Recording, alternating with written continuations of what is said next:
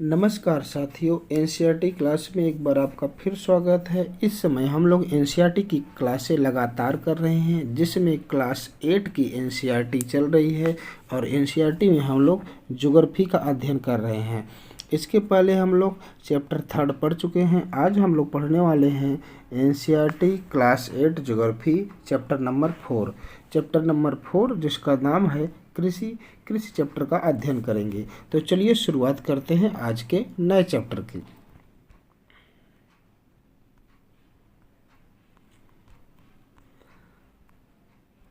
सबसे पहले यहाँ पे देखेंगे एक भूमिका के रूप में ये दिया गया है। इसमें बताया गया है कि जो खेती के लिए जो एक तरह से देखा जाए जो गेहूँ बुआई होती है, बुआई करने के बाद जो फसल तैयार हो जाती है, तो फसल तैयार होने के बाद उसे क्या किया जाता है, उसे सबसे पहले मंडी में बेचा जाता है। अब मंडी में बेचने के बाद वह कहाँ जाएगा, गेहूँ मान लीजिए गेहूँ है तो वह आटा बनेगा और आटा बनने के बाद वह फिर कहाँ जाएगा, कारखाने में जाके डबल रोटी और बिस्किट बनाने के लिए ले जाया जाता है। तो इसमें सिर्फ ये बताया गया है इतने में कि जो गेहूँ है या जो फसल है उसको किस प्रकार से प्राथमिक, द्वितीयक और तृतीयक उत्पादक के रूप में परिवर्तित किया जाएगा, उसको बताया गया है इस भूमिका में। आगे बढ़ते हैं। यहाँ से देखेंगे, शुरुआत करता है। पौधे से परिष्कृत उत्पाद तक के रूपांतरण में 3 प्रकार की आर्थिक क्रियाएं सम्मिलित है, जैसा कि अभी देख चुके हैं। उसका नाम है प्राथमिक, द्वितीयक और तृतीयक क्रियाएं। 3 प्रकार की क्रियाएं होती हैं। अच्छा, इसमें पहले से थोड़ा समझेंगे मोटा मोटा कि प्राथमिक क्या होता है, जिसमें प्रकृति के द्वारा, किसके द्वारा, जिसमें प्रकृति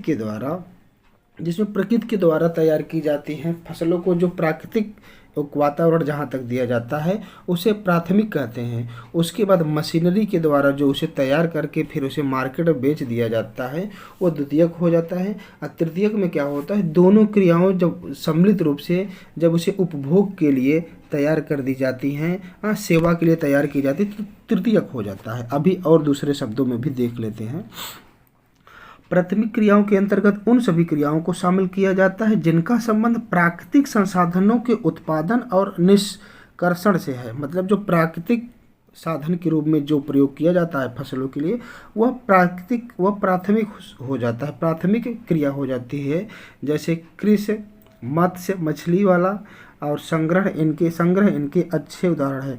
द्वितीयक क्रियाओं में क्या होता है, इन साधनों को, जो संसाधन है, इनके प्रसंस्करण से संबंधित है। इसका जैसे क्या होता है, जैसे विनिर्माण, डबल रोटी पकाना और कपड़ा बुनना, इन क्रियाओं के उदाहरण है। मतलब उन्हें क्या किया जा रहा है कि जब तैयार करके उन्हें एक तरह से मार्केट के लिए तैयार किया जाता है, तो द्वितीयक उदाहरण हो जाता है।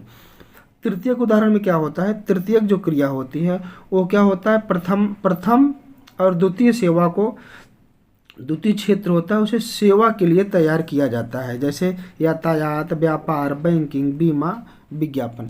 देखिए इसको जो है अभी यहाँ पे जो बता रहा है प्राथमिक, द्वितीयक और तृतीयक सेवा, ये सिर्फ एक उसकी मतलब जड़ की बता रहा है, शुरुआती बता रहा है। बाकी आगे चैप्टरों में इसको विस्तृत देखा जाएगा कि प्राथमिक में कौन आता है, सेकेंड में कौन आता है, थर्ड में कौन आता है।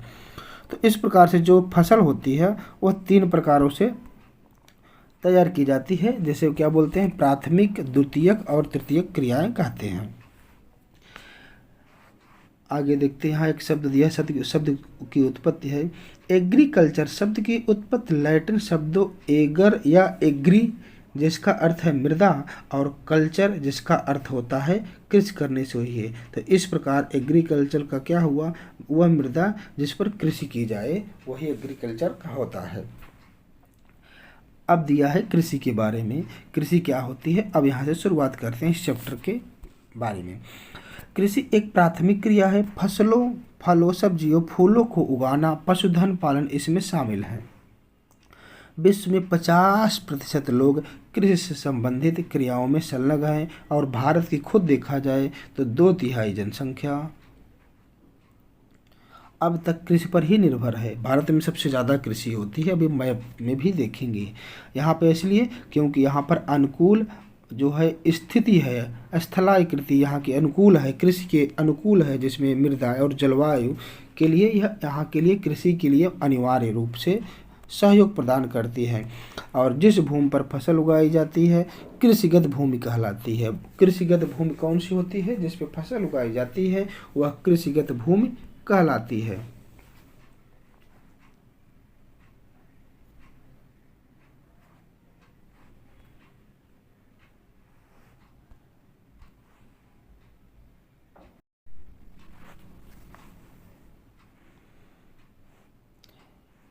आगे बढ़ते हैं।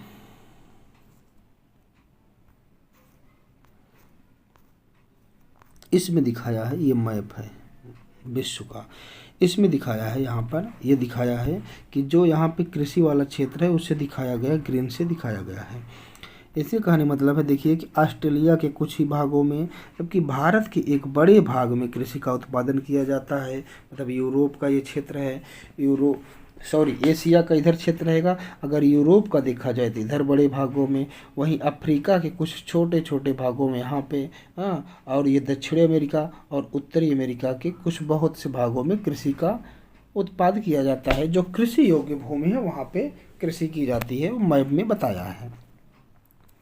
अब थोड़ा सा इसमें बताया है कि जो कृषि है, जो एग्रीकल्चर है, उनमें जो फसलें उगाई जाती हैं उन्हें किस नाम से जाना जाता है। जैसे जो कृषि होती है उसे क्या कहते हैं? एग्रीकल्चर। एग्रीकल्चर मतलब मृदा की जुताई, फसलों को उगाना, पशुपालन, हाँ, इसे जो है खेती भी कहते हैं। जो खेती होता है उसे एग्रीकल्चर कहते हैं। सेरीकल्चर क्या होता है? जो रेशर होता है। ये सभी तथ्य बहुत ही महत्वपूर्ण है, इसको थोड़ा सा ध्यान से समझना रहेगा क्योंकि ये पूछने योग्य रहते हैं। सेरीकल्चर जो किसे होता है? रेशम उत्पादन होता है, जो रेशम के कीट पाले जाते हैं वह सेरीकल्चर कहलाता है ना।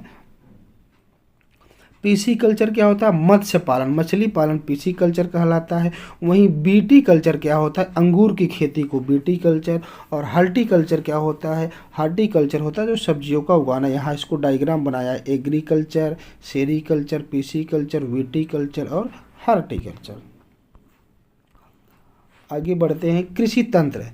कृषि तंत्र क्या होता है? कृषि या खेती को एक तंत्र के रूप में देखा जा सकता है। इसके महत्वपूर्ण निवेश क्या होते हैं? बीज, उर्वरक, मशीनरी, श्रमिक और जुताई बुआई।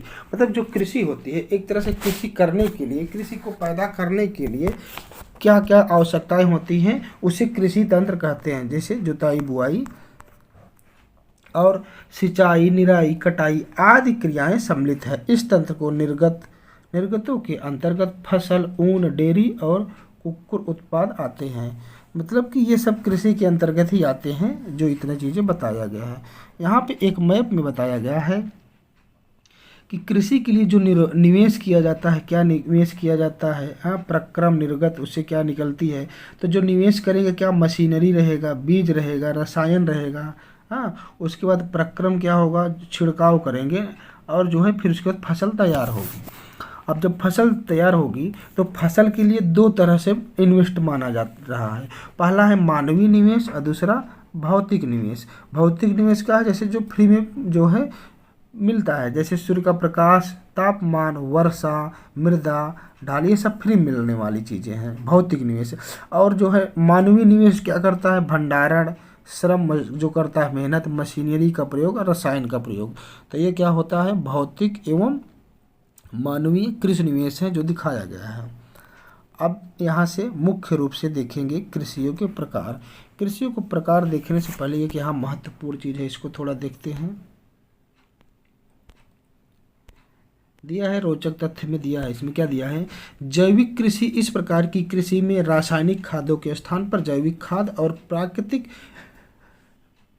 पीड़कनाशी का उपयोग किया जाता है। फसलों का उत्पाद बढ़ाने के लिए कोई आनुवंशिक रूपांतरण नहीं किया जाता। कहने का तात्पर्य इसमें है कि इसमें दिया है कि जैविक कृषि क्या है। जैसे देखा जाए, जो खुद के द्वारा, अगर किसान खुद के द्वारा अपने खेत में, अपने फार्म में एक खाद का उत्पादन करता है तो वह जैविक कृषि खेती कहलाती है। वो किसी प्रकार के रासायनिक उर्वरक का, बाहर की खाद, बाहर की दवा नहीं डालता, तो वह क्या कहलाता है? जैविक खेती।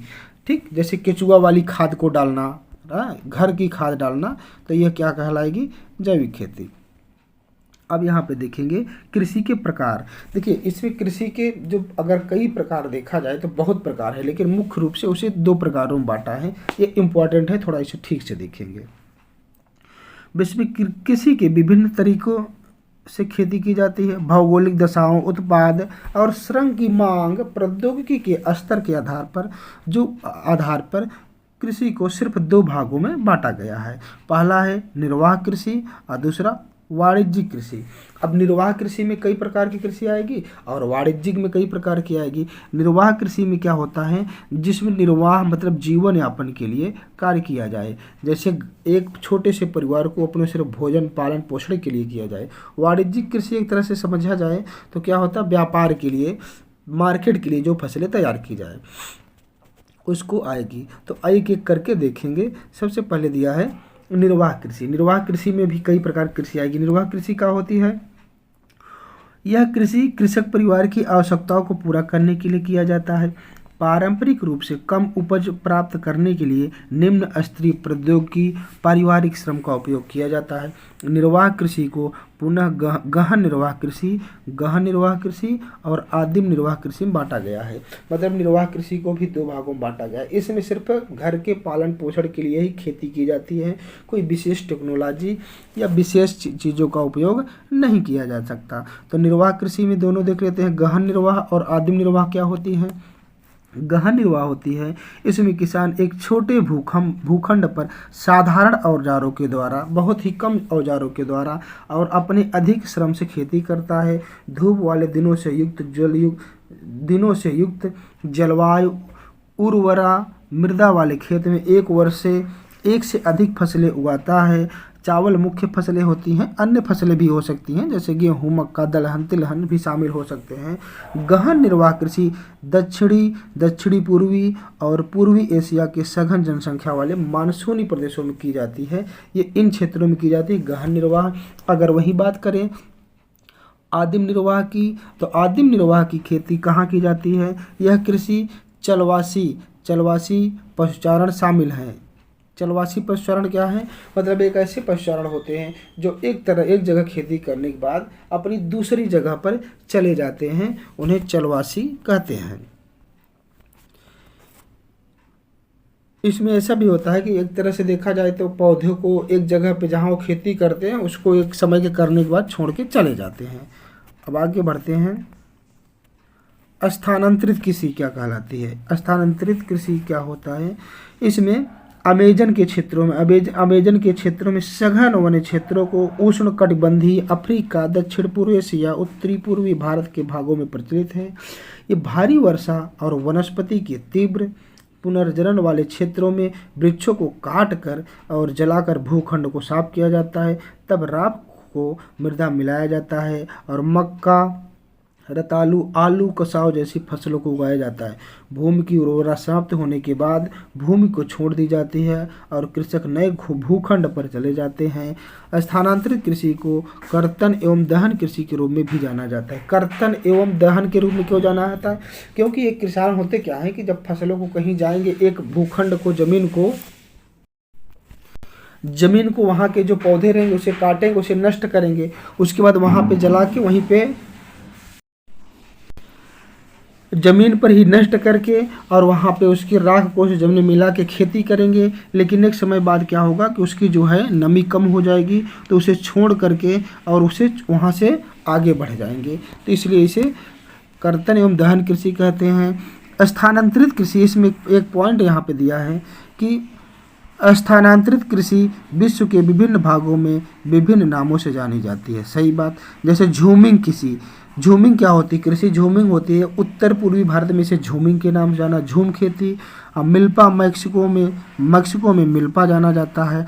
वहीं रोका, ब्राज़ील में इसे रोका, तो मलेशिया में लदांग के नाम से जाना जाता है। मतलब खेती एक तरह से देखा जाए तो जो खेती होती है उसे एक समय के बाद उसका प्रयोग करेंगे, उसे फिर छोड़ दिया जाएगा। अगला है चलवासी पशुचारण। इसको आइए देखते हैं। चलवासी पशुचारण सहारा के अर्ध शुष्क और शुष्क प्रदेशों के मध्य एशिया और भारत के कुछ भागों जैसे राजस्थान, जम्मू कश्मीर में प्रचलित है। इस प्रकार की कृषि में पशुचारक अपने पशुओं के साथ चारे और पानी के लिए एक स्थान से दूसरे स्थान पर निश्चित मार्गों से घूमते हैं।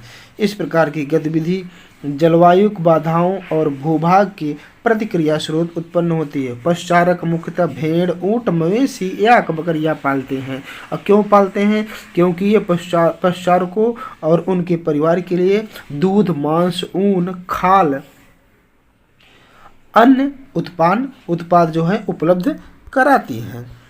उसके बाद अब देखते हैं जो दूसरे नंबर की थी खेती, वाणिज्यिक कृषि। वाणिज्यिक कृषि में क्या है? वाणिज्यिक कृषि में फसल उत्पादन और पशुपालन बाजार में विक्रय हेतु किया जाता है। इसमें विस्तृत कृषि के क्षेत्र और अधिक पूंजी की आवश्यकता होती है। अधिकांश कार्य मशीनों के द्वारा ही किया जाता है। वाणिज्यिक कृषि में अनाज कृषि, मिश्रित कृषि और रोपड़ कृषि भी शामिल है। रोपड़ कृषि क्या होती है? जिससे रोप के लगाया जाए, जैसे केले की हो गई। वाणिज्यिक कृषि में अब दो प्रकार से दिया है वाणिज्यिक कृषि में। पहला है वाणिज्यिक अनाज और दूसरा है मिश्रित कृषि। तो वाणिज्यिक अनाज में इसमें वाणिज्य के उद्देश्य से उगाई जाती है, जैसे गेहूं, मक्का समान रूप से उगाई जाने वाली फसलें हैं। उत्तरी अमेरिका, यूरोप, एशिया के शीतोष्ण घास के मैदान वाणिज्यिक अनाज कृषि के लिए प्रमुख क्षेत्र हैं। तो वाणिज्यिक जो अनाज का प्रमुख क्षेत्र कौन रहेगा? उत्तरी अमेरिका, यूरोप, एशिया के ज़्यादातर क्षेत्र ये हैं। ये क्षेत्र सैकड़ों हेक्टेयर के बड़े फार्मों से युक्त विरल आबादी वाले हैं। अत्यधिक ठंड और वर्धन काल को बाधित करती है और केवल एक ही फसल उगाई जा सकती है। मतलब यहाँ पे ज़्यादा समय तक मौसम एक जैसा रहता है। चूँकि यह ऐसे देश हैं जहाँ पे बड़े बड़े किसान पाए जाते हैं। अभी इसका एक बहुत ही लास्ट में अच्छा उदाहरण मिलेगा कि जो बाहर के किसान हैं, मतलब विदेशों में, जैसे यहाँ पे बताया यूरोप, उत्तरी अमेरिका के और भारत में क्या अंतर है, लास्ट में इसको भी हम देखेंगे। आगे बढ़ते हैं। मिश्रित कृषि में भूमि का उपयोग भोजन व चारे की फसल उगाने और पशुधन पालन करने के लिए किया जाता है। यह यूरोप, पूर्वी संयुक्त राज्य अमेरिका के किस क्षेत्र में? पूर्वी में अर्जेंटीना, दक्षिणी पूर्वी ऑस्ट्रेलिया, न्यूजीलैंड और दक्षिण अफ्रीका में यह प्रचलित है। क्या प्रचलित है? मिश्रित खेती, मतलब मिला जुला के जो की जाती है, फैली है। अब बढ़ते हैं रोपड़ कृषि की ओर। रोपड़ कृषि क्या है कि वाणिज्यिक कृषि का एक प्रकार है। ये भी जो वाणिज्यिक है, जो व्यापारिक फसल, उसी का एक प्रकार है, जहाँ चाय, कहवा, काजू, रबड़, केला, कपास की फसल उगाई जाती है। इसमें बड़े पैमाने पर श्रम और पूंजी की भी बहुत बड़ी आवश्यकता होती है। उत्पादक का प्रसंस्करण खेतों पर ही या निकट के कारखानों में किया जाता है ना। इस प्रकार की कृषि में परिवहन जाल के विकास की अनिवार्यता होती है। मतलब परिवहन जाल क्या? अब केले का बहुत बड़े मात्रा में अगर हमने उत्पादन किया है आप, तो उसको क्या करेंगे? कहीं ना कहीं परिवहन की आवश्यकता तो पड़ेगी ही। रोपड़ कृषि के मुख्य क्षेत्र विश्व के कटिबंधीय, उष्णकटिबंधीय प्रदेशों में पाए जाते हैं। उष्णकटिबंधीय जैसे मलेशिया में रबड़, ध्यान देना, मलेशिया में रबड़, तो ब्राज़ील में कहवा, भारत और श्रीलंका में चाय के इसके कुछ प्रमुख उदाहरण हैं।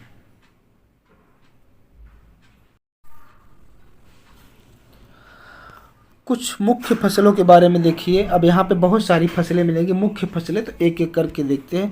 मुख्य फसलें क्या होती हैं? और जो जनसंख्या को अपनी आवश्यकता को पूरा करने के लिए विविध प्रकार की फसलें उगाई जाती हैं। जो एक आम जनसंख्या होती है, अपनी आवश्यकता को पूरी करने के लिए कई प्रकार की फसलें उत्पादित करती हैं। कृषि आधारित कुछ होती हैं फसलें, कृषि आधारित होती हैं, उद्योगों के लिए कच्चे माल की आपूर्ति करती हैं। गेहूं, चावल, मक्का, ज्वार, बाजरा मुख्य खाद्य फसलें हैं। जूट, कपास रेशेदार फसलें, चाय, कहवा मुख्य पेय पदार्थ हैं। सबसे पहले देखेंगे इसमें चावल के बारे में। चावल क्या होता है? यह सभी को पता है कि यह सबसे बड़ी खाद्य सामग्री है विश्व की। यह उष्णकटिबंधीय और उपोष्णकटिबंधीय प्रदेशों में मुख्य रूप से यह आहार है।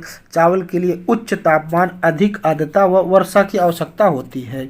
यह फसल चीका युक्त जलोढ़ मृदा, जिसमें जल रोकने की क्षमता हो, उसमें सर्वोत्तम ढंग से होती है। क्योंकि आपको पता है कि चावल के लिए अधिक पानी की आवश्यकता होती है, उसके खेत में हमेशा पानी भरा होना चाहिए। इसका सबसे बड़ा उत्पादक देश देखा जाए तो चीन सबसे बड़ा उत्पादक देश है विश्व का। इसके बाद तब भारत है, जापान, श्रीलंका, मिस्र है। अनुकूल जलवायु होने की दशाओं में पश्चिम बंगाल और बांग्लादेश एक वर्ष में 2 से 3 फसलें उगाई जाती हैं, पश्चिम बंगाल और बांग्लादेश में। उसके बाद बात करेंगे जो मुख्य फसलों में दूसरे नंबर पे देखा जाए चावल के बाद तो गेहूं होती है। गेहूं वर्धन काल के माध्यम से तापमान एवं वर्षा और शस्य कर्तन फसल की कटाई के समय तेज धूप की आवश्यकता होती है। गेहूं को आपको पता है कि गेहूं को लगातार पानी की आवश्यकता नहीं पड़ती, कुछ ही पानी की आवश्यकता पड़ती है और इसे धूप की सख्त आवश्यकता पड़ती है। इसका विकास सुअपवाहित दोमट मिट्टी सर्वोत्तम होती है। गेहूं सबसे बड़ा अमेरिका, कनाडा, अर्जेंटीना, रूस, यूक्रेन, ऑस्ट्रेलिया और भारत में विस्तृत रूप से उगाया जाता है। भारत में यहाँ शीत ऋतु में उगाया जाता है। शीत ऋतु बोले तो दिसंबर के आसपास स्टार्ट होता है। मिलेट क्या होता है? मिलेट एक तरह से देखा जाए तो मोटे अनाज होता है। ये मोटे अनाज के रूप में जाना जाता है और कम उपजाऊ तथा बलुई मिट्टी में उगाया जाता है। कम उपजाऊ मतलब ऐसी मिट्टी में जहाँ पे और कुछ फसलें नहीं हो पाती वहाँ पे इसे लगाया जाता है। और कम वर्षा व उच्च ताप के माध्यम से पर्याप्त सूर्य की आवश्यकता होती है। इसमें कौन सी फसलें आएंगी मिलेट में? जैसे ज्वार, बाजरा, रागी भारत में उगाए जाने वाली, और नाइजीरिया, चीन और नाइजर के अन्य उत्पादक देश हैं। देखिए बाजरे की एक यहाँ पे फोटो भी लगाया है। अब आगे बढ़ते हैं और देखते हैं मक्का। मक्के के बारे में दिया है, मक्का को कार्न के नाम से भी जाना जाता है। विश्व में इसकी विभिन्न रंग की बिरंगी प्रजातियां पाई जाती है। आपने देखा होगा कि मक्के की कई प्रजातियां पाई जाती हैं। कहीं जब किसी मार्केट में या बड़ी जगहों पे आप जाएंगे तो मेले में तो आपको दिखेगा कि मक्के की कई प्रजातियां पाई जाती है। कुछ काला होता है, व्हाइट होता है, येलो होता है, कुछ तो मिक्स होता है ना। अब देखेंगे मक्का, इसके लिए मध्यम तापमान, वर्षा और अधिक धूप की आवश्यकता होती है। मक्के के लिए ना उपजाऊ मृदा की आवश्यकता होती है। इसे मक्का उत्तरी अमेरिका, ब्राज़ील, रूस, चीन, कनाडा और भारत और मैक्सिको में उगाए जाते हैं। मतलब विभिन्न देशों में देखा जाए तो मक्के की भी खेती की जाती है। मक्के के बाद अब देखा जाए तो कपास देखा जाए। कपास एक महत्वपूर्ण जो है फसल है जो सम्मिलित है। इसके लिए सबसे पहले क्या होता है कि कपास के लिए इसकी वृद्धि के लिए उच्च तापमान, हल्की वर्षा और 200 से 210 पाला रहित दिन और तेज चमकीली धूप की आवश्यकता होती है। मतलब धूप की भी बहुत आवश्यकता होती है और तापमान की, मतलब वही बात हुई। यह काली और जलोढ़ मृदा में अक्सर ये बहुत इंपॉर्टेंट क्वेश्चन यहाँ से उठता है कि काली मिट्टी सबसे ज़्यादा किसके लिए उपजाई होती है? तो कपास के लिए काली मिट्टी सबसे ज़्यादा होती है, जलोढ़ मिट्टी में सर्वोत्तम उगती है। चीन, संयुक्त राज्य अमेरिका, भारत, पाकिस्तान, ब्राज़ील और मिस्र कपास के अग्रणी उत्पादक हैं। यह सूती वस्त्र उद्योग के लिए एक महत्वपूर्ण कच्चा माल है। जो सूती वस्त्र उद्योग होता है वो कपास से बनता है और कपास उसके लिए क्या होता है? कच्चे माल के रूप में होता है। अब आगे देखेंगे पटसन। इसको सुनहरा रेशा के रूप में भी जाना जाता है। जलोढ़ मिट्टी में यह अच्छे ढंग से विकसित होता है और उच्च तापमान, भारी वर्षा, आर्द्र जलवायु की आवश्यकता होती है। यह फसल उष्णकटिबंधीय क्षेत्रों में उगाई जाती है। भारत और बांग्लादेश पटसन के मुख्य उत्पादक है। पटसन आप जैसे आप देख लीजिए, जो धान की बोड़े होते हैं जो उसका निर्माण इसी से होता है। तो ये उष्णकटिबंधीय क्षेत्रों में पाया जाता है। यहाँ के कॉफ़ी के पौधे की खोज के विषय में देखा है। इसको पढ़ लेते हैं क्या? ये देख ही लेते हैं क्या दिया है। कॉफ़ी की खोज के विषय में विभिन्न कहानियाँ प्रचलित हैं। लगभग 850 ईस्वी में कालदी नाम का एक अरबवासी जो बकरी चराने वाला था, देख रहे हैं बकरी चलाने वाला था, कितना नॉर्मल व्यक्ति था और क्या काम किया है? अपनी बकरियों की अनोखी उछल कूद और हरकतों को देखकर परेशान था। एक दिन उसने उस दाह रहित पौधे की फलियों को चख कर देखा जिसे उसकी बकरियां प्रतिदिन खाया करती थी। मतलब हुआ क्या, उसकी बकरियां खा खा के उछल कूद कर रही थी। तो उसने सोचा भाई ऐसा क्यों हो रहा हो, चेक किया होगा, यही तो बता रहा है। प्रतिदिन खाया करती थी। उसने आनंद के भाव का अनुभव करने के बाद अपनी खोज विषय में संसार के बारे में बताया। ये देखिए, कॉफ़ी खाने से भी कहीं ना कहीं कॉफ़ी में निकोटीन क्या पाया जा रहा है भाई, जिसकी वजह से उसकी बकरियाँ उछल कूद करती थी। अब देखते हैं कॉफ़ी देखते हैं। इसके लिए गर्म एवं आर्द्र जलवायु और सुअपवाहित दोमट मृदा की आवश्यकता होती है। इस फसल की वृद्धि के लिए पर्वतीय ढाल अधिक उपयुक्त होते हैं। ब्राज़ील कॉफ़ी का सबसे बड़ा उत्पादक राज्य ब्राज़ील है। इसके पश्चात कोलंबिया और भारत है। तो ब्राज़ील के लिए सबसे बड़ा राज्य देखा जाए तो कॉफ़ी के लिए तो ब्राज़ील रहेगा, और ब्राज़ील के बाद इसके बाद कौन रहेगा? कोलंबिया और भारत रहेगा। आगे बढ़ते हैं। चाय आ गया है, सबका फेवरेट। सुबह सुबह चाय, एक चाय पीने के बाद सारी भूख खत्म। आइए देखते हैं। चाय बागानों में उगाई जाने वाली एक पेय फसल है। इसकी कोमल पत्तियों की वृद्धि के लिए ठंडी जलवायु और वर्ष भर सम वितरित उच्च वर्षा की आवश्यकता होती है। इसके लिए सुअपवाहित दोमट मिट्टी मृदा और मंद ढाल की आवश्यकता होती है। मंद ढाल की आवश्यकता होती है। पत्तियों को चुनने के लिए अधिक संख्या में श्रमिकों की आवश्यकता होती है। तो ये हो गया चाय में। चाय के रोपड़े चाय के लिए भी कुछ एक दिखाया गया है। अब इसमें देखेंगे, अब ये लास्ट चैप्टर की ओर बढ़ते हैं और देखते हैं कृषि का विकास। इसके बाद लास्ट पैराग्राफ रहेगा, कृषि का विकास देख लेते हैं। देखा जाए तो कृषि का विकास का संबंध बढ़ती जनसंख्या की बढ़ती मांग को पूरा करने के लिए उत्पादन को बढ़ाने की दिशा में किए जाने प्रयास है। मतलब कृषि का विकास क्या है कि जो जनसंख्या जिस प्रकार से बढ़ रही है उस प्रकार से भूमि तो बढ़ नहीं रही है, तो उसी भूमि पर क्यों न अधिक से अधिक फसल को उगाया जाए, वही कृषि का विकास कहलाता है। यह कई तरीके से प्राप्त किया जा सकता है, जैसे बोए गए क्षेत्र में विस्तार करके, बोए जाने वाली फसल की संख्या बढ़ाकर, सिंचाई की सुविधा में सुधार करके, उर्वरक उपज देने वाले बीजों का कृषि मशीनीकरण। कृषि का विकास अन्य पहलू कृषि के विकास का चरम लक्ष्य खाद्य सुरक्षा को बढ़ावा देना। कहने का तात्पर्य इसमें कह रहा है कृषि का विकास यहाँ से कि जो कृषि का विकास है उसे कैसे बढ़ाया जाए, उसको बढ़ाने के लिए कितने तरीके अपनाए जा सकते हैं, उसी के बारे में बताया है। आगे देखते हैं यहाँ से ये पॉइंट। कृषि का विकास विश्व के विभिन्न भागों में विभिन्न गतिविधियों से हुआ। अधिक जनसंख्या वाले विकासशील देश अधिकतर गहन कृषि करते हैं, जहां छोटी जोतों पर सामान्य जीविकोपार्जन के लिए फसलें उगाई जाती हैं। बड़े जोते वाणिज्यिक कृषि के लिए अधिक उपयुक्त होती है, जैसे संयुक्त राज्य अमेरिका, कनाडा और ऑस्ट्रेलिया में। इसमें क्या कह रहा है कि जो कृषि का विकास है, देखिए जो जैसे भारत की जनसंख्या सबसे ज़्यादा है, तो यहाँ पे कितने बड़े किसान रहेंगे? कहीं ना कहीं बहुत बड़े किसान नहीं रहेंगे। और जबकि और जगह चले जाइए, भारत जैसे अमेरिका में हो गया, कनाडा में, ऑस्ट्रेलिया में, तो यहाँ पे एक किसान के पास बहुत बड़ी जो है भूमि की क्षेत्र पाया जा रहा है। उसी के बारे में बता रहा है कि कितने बड़े क्षेत्र है, उसके हिसाब से बनाया जाएगा। अब आगे देखते हैं। आओ हम दो फार्म। अच्छा हाँ, आगे इसमें यही दिया है जो लास्ट अभी हमने बात किया था कि जो कृषि का विकास के लिए जो फार्म होते हैं वो किस प्रकार से तुलनात्मक दिखाया है। नीचे दिखाया है कि भारत और संयुक्त राज्य अमेरिका के जो फार्म होते हैं उनका विकास और देखभाल किस प्रकार से होती है, वही नीचे दिखाया है। वो लास्ट है, अगर आप चाहें तो यहाँ से भी वीडियो को एंड कर सकते हैं, लेकिन फार्मों का विकास देखना है तो आप आगे भी थोड़ा देख लीजिएगा। आइए थोड़ा इसको देख लेते हैं क्या कह रहा है।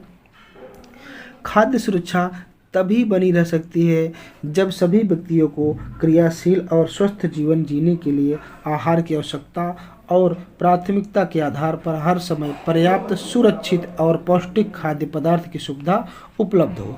ये पॉइंट यहाँ पे दे दिया है। अब यहाँ पे देखेंगे जो भारत का एक कृषि का फार्म होता है उसके बारे में क्या दिया है। ये थोड़ा सा लंबा पैराग्राफ है, यहाँ तक इसको थोड़ा सा देख लेते हैं, शॉर्टकट में ही देखेंगे।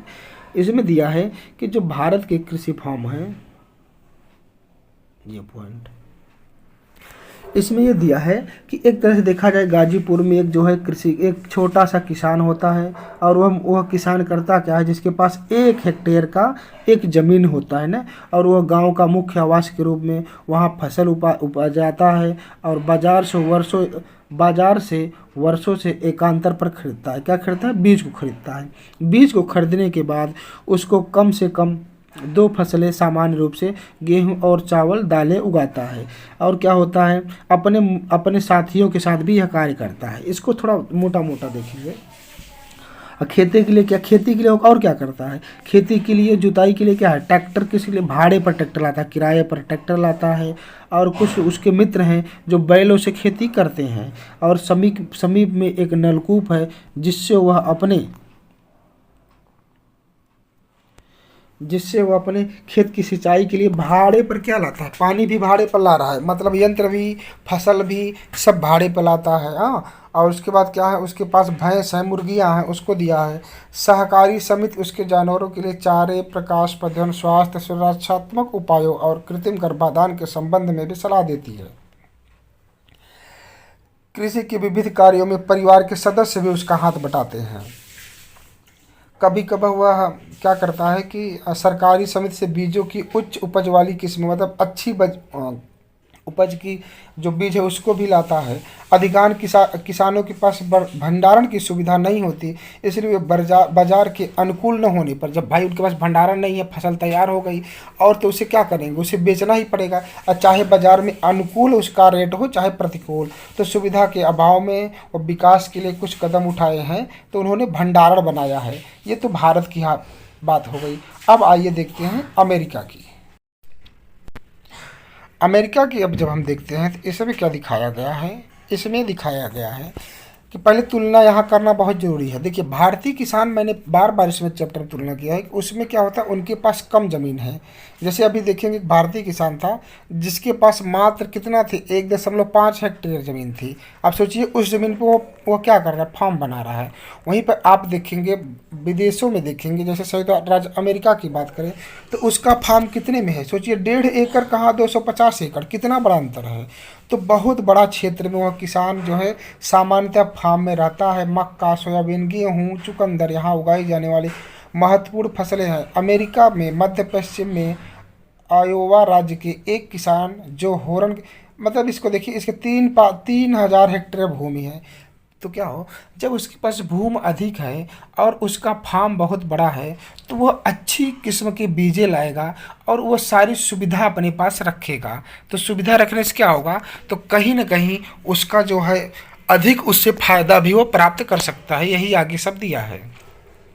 और थोड़ा देखते हैं यहाँ से। समय समय पर वह मृदा के नमूनों को मृदा परीक्षण प्रयोगशाला में जांच के लिए भेजता है। जांच के लिए क्यों भेजता है, क्योंकि वह पता चल सके हमारी मृदा में कौन सी कमी है और उस कमी को पूरा किया जा सके। और देखते हैं यहाँ से, उसका कंप्यूटर उपग्रह से जुड़ा हुआ है जो उसके खेतों की यथार्थ तस्वीर देता है। मतलब क्या टेक्नोलॉजी, देखिए कि क्या कर रहा है, उसके पास अधिक पैसे होने की वजह से बड़ा फार्म बनवा के किया है। और आगे देखते हैं, इसको थोड़ा सा देख लेते हैं। अनाज स्वचालित अन्न भंडारण में संचित किए जाते हैं अथवा बाजार अभिकरणों, मार्केटिंग एजेंसियों में भेजे जाते हैं। संयुक्त राज्य अमेरिका में किसान एक व्यवसायी की तरह काम करता है, न कि एक खेतीहर की तरफ। मतलब ये लास्ट में क्या दिखा रहा है कि जो संयुक्त राज्य अमेरिका के फार्म मशीनीकृत हैं, वहाँ पे जो सुविधाएं हैं बहुत ज़्यादा हैं। किसानों को बीजों के लिए अच्छी क्वालिटी की बीज सुविधाएँ और भंडारण, अनाज भंडारण की सुविधा है, जिसकी वजह से वह आए दिन अपने आय में वृद्धि और कृषि में वृद्धि लगातार कर रहा। उसका कारण एक और भी है जो उसे पैतृक, जिसे समझ सकते मिल सकी है, जैसे कि कृषि का जमीनी विकास। क्योंकि वहाँ पे जनसंख्या भारत से क्या है, बहुत कम है, आधे से भी कम है। तो वहाँ पे एक व्यक्ति के पास भारी मात्रा में वहीं पे भूमि है। तो वहीं भारत में देखेंगे तो वहाँ पे जनसंख्या ज़्यादा होने की वजह से एक व्यक्ति के पास बहुत कम भूमि है, जिसकी वजह से ये समस्या आ रही है। तो ये कृषि का चैप्टर आज यहाँ से ख़त्म होता है, चैप्टर 4। नेक्स्ट चैप्टर में हम आपसे फिर मिलेंगे। क्वेश्चन आंसर यहाँ पे कृषि क्या है, उन कारकों का नाम बताइए जो कृषि को प्रभावित करते हैं। रोपण कृषि क्या होती है, सरकार किसानों को कृषि के लिए किस प्रकार की मदद करती है। उसके बाद है तो ये जैसे सुनहरा रेशा किसका नाम है बताइए, कपास का है ना। कॉफ़ी का प्रमुख उत्पादक कौन हो जाएगा, ब्राज़ील हो जाएगा। तो ये इस प्रकार से देखिए, इसको आप क्वेश्चन आंसर करना चाहे तो कर सकते हैं। ये चैप्टर आज से यहाँ से ख़त्म होता है। आई होप आपको ये वीडियो मेरा पसंद आया होगा। वीडियो पसंद आया होगा तो एक बार इसे लाइक और सब्सक्राइब ज़रूर करिएगा। आज के लिए बस इतना ही, मिलते हैं नेक्स्ट वीडियो में, तब तक के लिए धन्यवाद।